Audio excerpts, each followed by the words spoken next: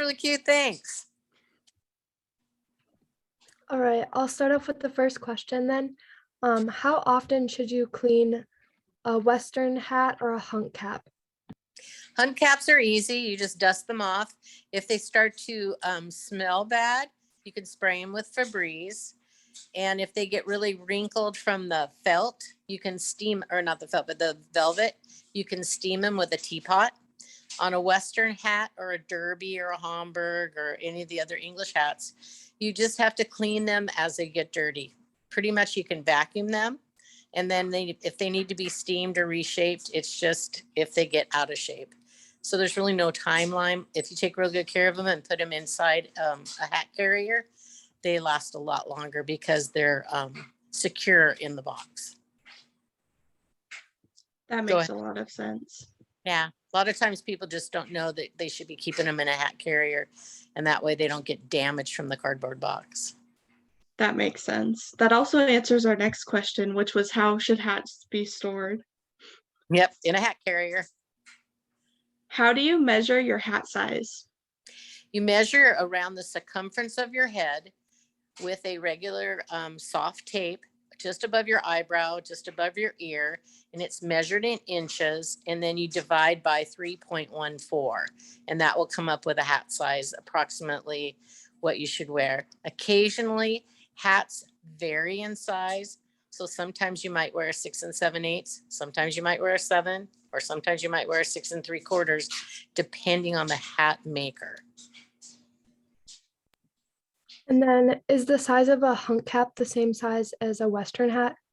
Not necessarily. They're again based off the company, and each one is just a little bit different. So you really need to try them on to make sure that you have the right size. And if you can, do it on location. If you have to ship them back and forth, it's a little bit more expensive. What is your favorite show to go to?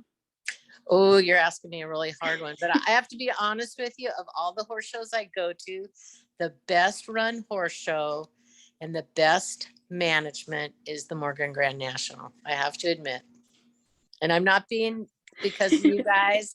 It really is the best of all the horse shows, and people always come from our Arabian Nationals to see how the Morgan show is run, and we always go, "You guys need to pay attention. This Morgan show is really, really well run."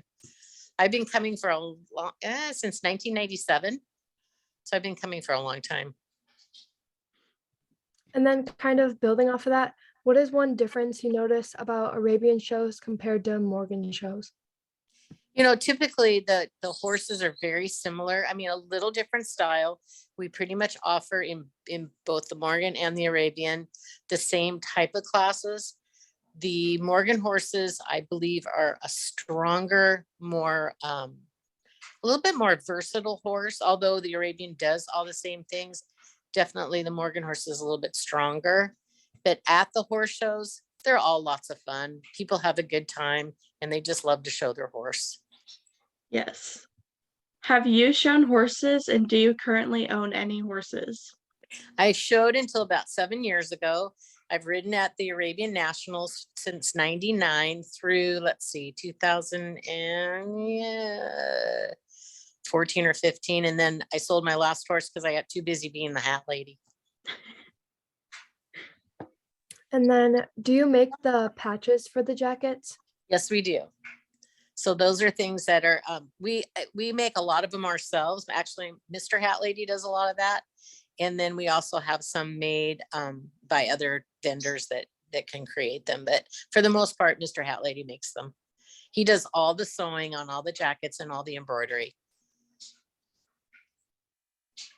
Are there certain styles of jackets per year that you end up keeping for yourself to wear? No, usually I do not. It's kind of like being the shoemaker. I don't have very many shoes or very many jackets. We're always busy getting other ones ready for everybody.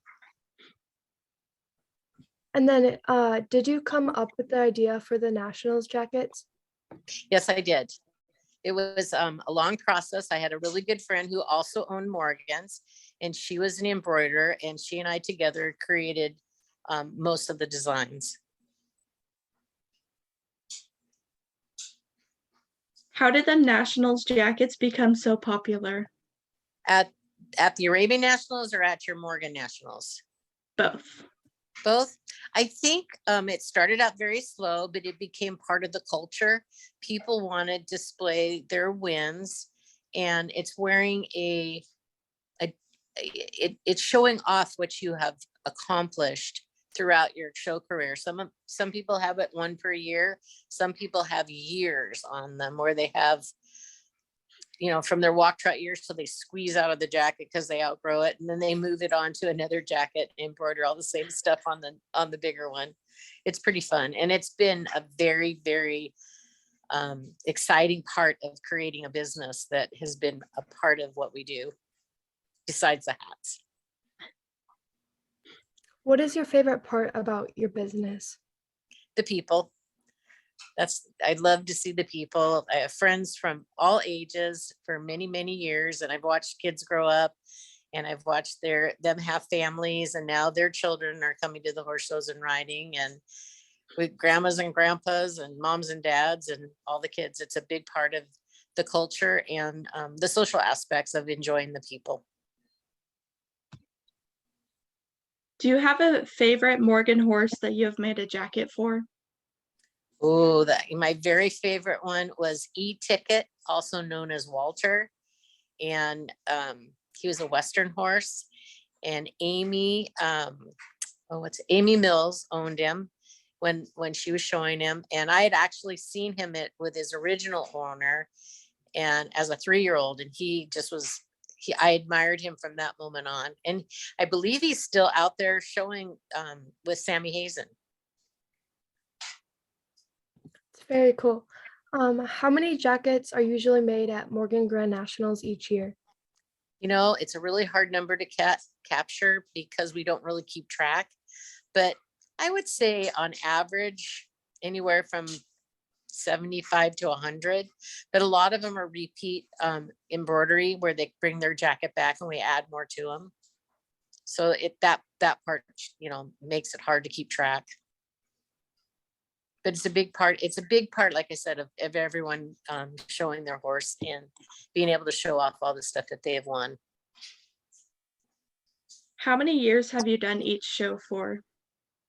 Oof. That's a hard one. The Arabian Nationals since 1985. The Morgan Nationals, believe, since 1997. Youth Nationals for the Arabian since 1993. Let's see what else. Canada, the Canadian Arabian Nationals since 1984. I want to say the Key Classic, that is our local Morgan show since 1984. That was one of my very first shows. Let me think. Oh, there's more, but pretty much I've been doing this since the early 80s overall. So I'm like into like 38, almost 39 years of being the hat lady. And then changing the subject a little bit, what is the method you use for your show buns? It's a 4-pin bun, and you start out by putting the hair in the ponytail, and you want to make it really, really tight. And then you spray the length of the hair or however long it is, and you roll it up on your thumb and you kind of make like a tube. And then you take 2 bobby pins. One goes in on one side and one goes on the other side. Then you put the hairnet on. And then I use 2 really large bun pins, which we call, it's made by a company called Bun Heads. And I put 2 of those in, and pretty much I can do anyone's hair with those four pins and a hairnet and a rubber band and some hairspray. How many buns do you do at Morgan Grand Nationals? That's not our biggest bun show. I do quite a few, but we literally just did probably at the Scottsdale Arabian show, I would say probably close to 1,500. Oh my gosh.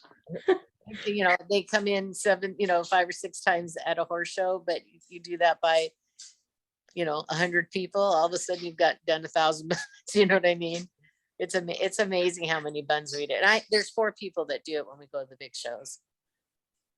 That is crazy to think about.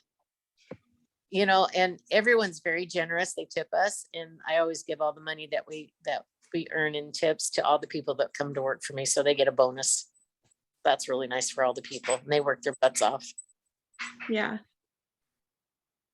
Is there anything else that you would like to share?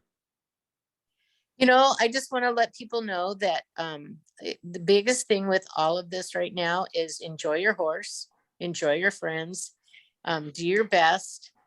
And, you know, it's just an important part of our lives to have a kind little horse that always is a part of our life.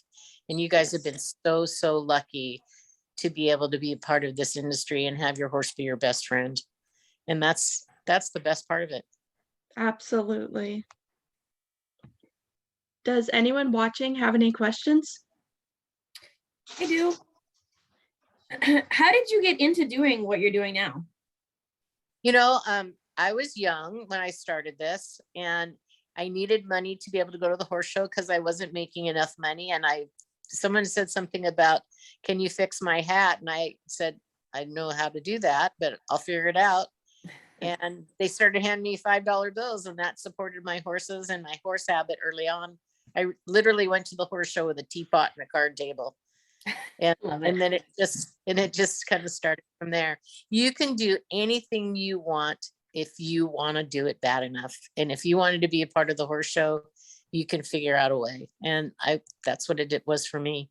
And then it just grew and kept mutating and growing bigger. And now I have to figure out how to make it smaller because it's gotten a little bit out of hand.